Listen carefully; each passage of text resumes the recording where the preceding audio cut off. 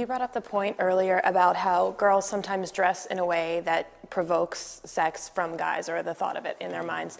But a lot of times girls don't realize this. One girl pointed out to me, she said, a lot of girls don't dress for guys. They dress for other girls. Right. It's like a competition. Yeah. You know, so if you show up at a party and a girl's wearing the same thing you are, they get like catty, like, yeah, you look better in that than I do. You know, guys aren't like that. You know, if Justin and I had the same shirt on today, he's like, hey, we got the same shirt, we're twins, yeah, how cool. You know, and so girls' psychology of fashion and of dress is very different than guys, and their attractions are very different. Like, if I were wearing shorts today, you know, how many times do you think you've been looking at my legs? He's got some pretty cute legs. I mean, no, it's not even gonna cross your mind.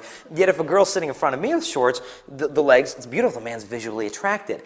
That's why Pope John Paul II said for women to understand modesty, they must first have an insight into the male psychology, that we're wired very differently than you are. And if you really want a guy to love you for your intelligence, your personality, who you are as a person, do your outfits distract him from that? Or do they invite him to think about more than just your body? Because if a woman dresses in some like a t-shirt that could fit well on a 3-year-old, you know, and then she's complaining that guys don't respect her, she's being her own worst enemy. And she said, well, I should be able to dress however I want and guys should treat me respectfully. True.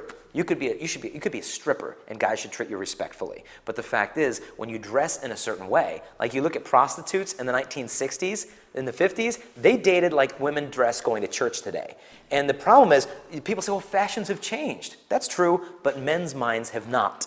Now, I was in Mass the other day, and a girl was wearing one of these new shirts that's supposedly fashionable. It's basically a negligee, and it's basically like a satin-looking thing with little ruffles on the edges. And like 15 years ago, that was underwear, and now they're wearing it to go up to get communion.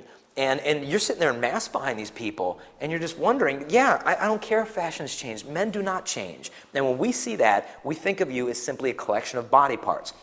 And if you truly long in your heart to be loved for them more than just your body, why aren't you sending me the invitation to invite me to think of you like that? And so for a girl, she's got to understand that girls have so much power and just the way they dress. They don't even need to say a word. They have, but a culture of like immodest women will necessarily be a culture of uncommitted men.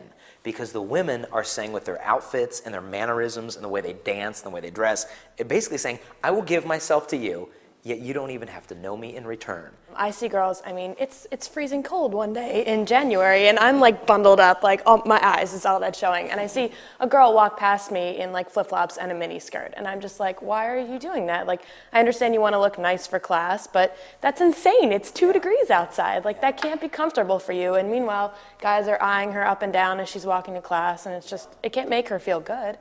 Because a woman isn't longing to be gawked at. She wants love. But girls say, well, I want both. You know, I want them to gawk at me, unlove me. But the bottom, you pick, choose one. You will get what you choose it wisely, and make your decision.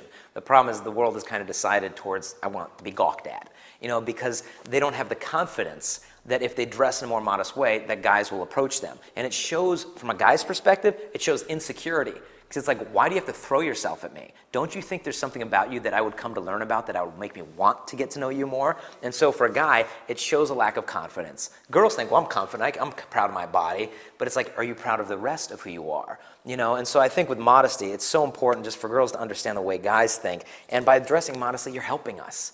I mean, honestly, it's so hard as a guy to have a pure imagination in today's world. Men need to be challenged to be gentlemen. And when a woman set the bar so low, the guys aren't going to jump up and be these knights in shining armor. I remember being in Philadelphia, and we're sitting at it was a Pat's Philly cheesesteaks, one of my favorite places on earth to eat. We're sitting there, and we're sitting there, and we hear the noises of barnyard animals in downtown Philadelphia at noon.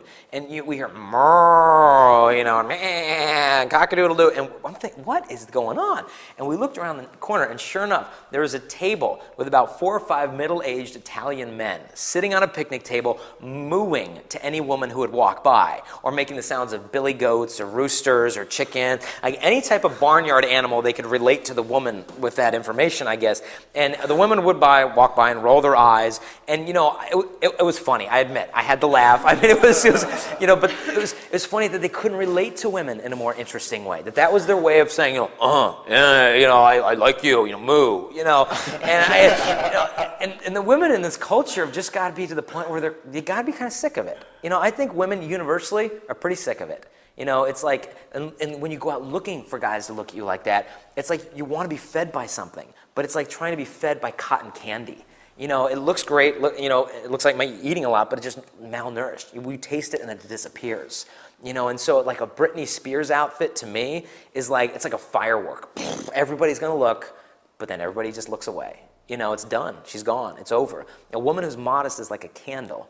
You know, there's something more mysterious about it. There's something more illuminating and warm and radiating. Like she has like humility of the body.